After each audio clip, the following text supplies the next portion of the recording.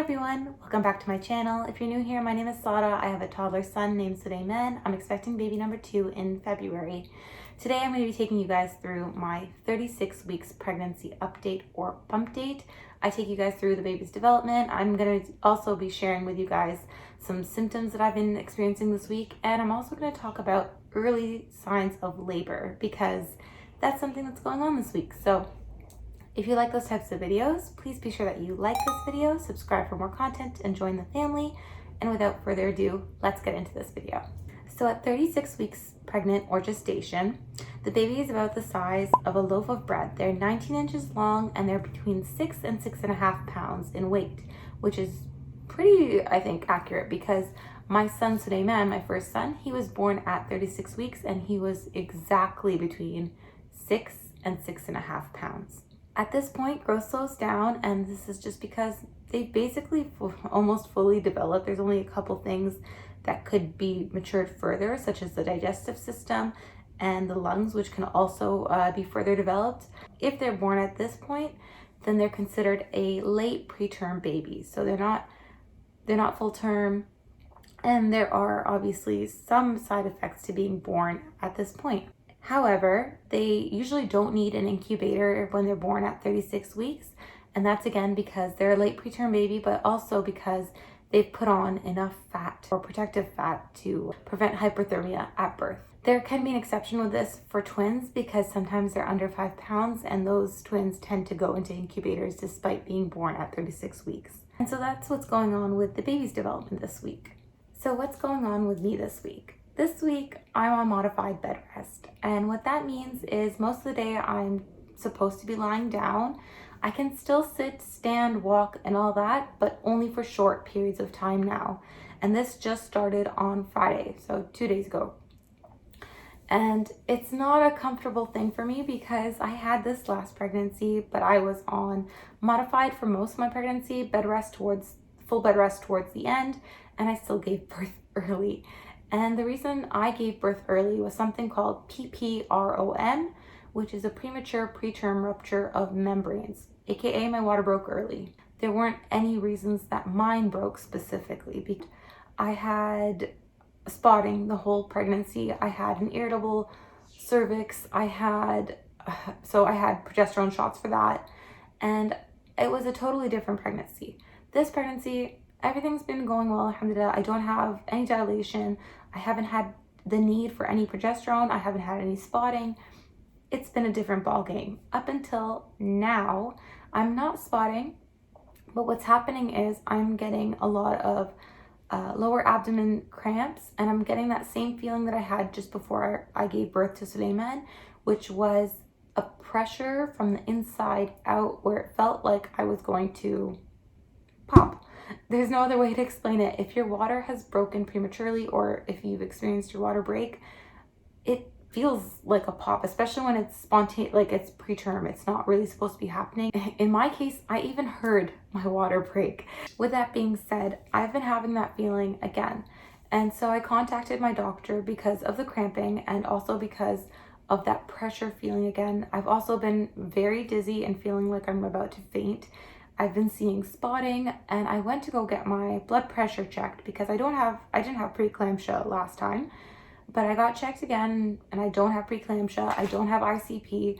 I don't have anything really other than just being at high risk of going early again because I've had an early rupture of membranes.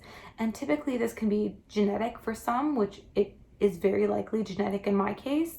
So my doctor was telling me the best thing that I could do is just to go on a modified bed rest and try to hang in there to 37 weeks. Because if I make it, inshallah, to 37 weeks, then the baby will be at least early term.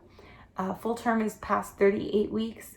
Late preterm is now at 36, which is not the worst thing. I've had a late preterm baby before, so it's not something I haven't experienced before. But I won't lie, there are difficulties with having earlier babies. Some of those issues include breastfeeding implications. My son did not know how to coordinate a suckle and he could not latch. I think it lasted 3 or 4 months just trying to get him to latch, and then I made the decision just to exclusively pump for 13 months. We decided to fly my mom in earlier She was supposed to fly in today, but there was a blizzard this evening, and so her flight got canceled. I'm really hoping that she flies in tomorrow because I don't know when I'm gonna give birth. And my worst fear, honestly, is that I would have my water break in the middle of the night again, try to find someone to look after Suleiman in the middle of the night, and I just don't know who that would be. Like, as far as early signs of labor, sometimes what happens is people get what's called, I guess, early contractions, and what a contraction feels like versus a Braxton Hicks. This is an important thing to decipher. Braxton Hicks, typically when they come on, it's a tightening of the uterus. So you're gonna feel some tightening, and it's gonna feel like your whole uterus is just like stiff almost. And those last for maybe a minute, maybe 30 seconds. And they usually come on with dehydration. They come on just as your uterus is practicing to give birth or for real contractions. And they go away pretty fast when you lie down or when you relax or just kick your feet up for a second. They don't typically last when you're lying down. And if they do, then you could be, again, like I said, dehydrated. Contractions, on the other hand, they feel like period cramps. So if you've had menstrual cramps, that's what your contractions are going to feel like. They're usually in the lower abdomen, and they're more difficult to breathe through than Braxton Hicks. Braxton Hicks are usually just uncomfortable. Contractions are painful. Contractions can happen sometimes in the lower back if you're going into back labor, which is the most painful type of labor. So those are usually a sign of early labor. If you're having cramping like that, that's lasting a minute and it's coming on frequently, or even less than a minute, but it's coming on in a pattern. So if you notice that your contractions are coming on regularly, that could be a sign of early labor. Loss of the mucus plug is another sign of potential early labor.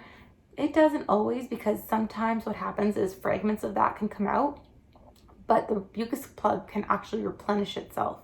So that one's an iffy sign. Another sign of early labor is that you could have some bleeding, which usually means that the cervix has started to dilate and that there's some things going on there. Again, dilation is another one that's not 100% either. For my birth with Suleiman, I wasn't dilated at all. The final sign of early labor is your water breaks. So that happened to me. That was my story with Suleiman. And I don't know if this might be my last pregnancy update, which makes me sad. I really hope that I'm back for a 37-week pregnancy update. But if not, it's been a good run, alhamdulillah, and I can't complain. I'm just excited to meet this little guy. That's what's been going on this week. And with that, I'll show you guys my bump. So this is my bump from the front. This is my bump from the side. And he is right over here, legs up here, head down here. He is definitely the size of a loaf of bread. Ta-da! That's my 36-week bump. If you like this video, please be sure that you hit up the like, subscribe for more content to join my family, and let me know in the comments what you'd like to see next, or if you're pregnant as well, how's your pregnancy going? Let me know. I'd love to chat with you guys. Whenever you guys leave me comments, it makes me feel so happy. I love talking to you guys. It's what honestly motivates me to post, is just that community feeling of having others to talk to and share this experience with. So please don't be shy. Comment below. I'd love to hear from you. And until then, see you guys next time. Bye-bye.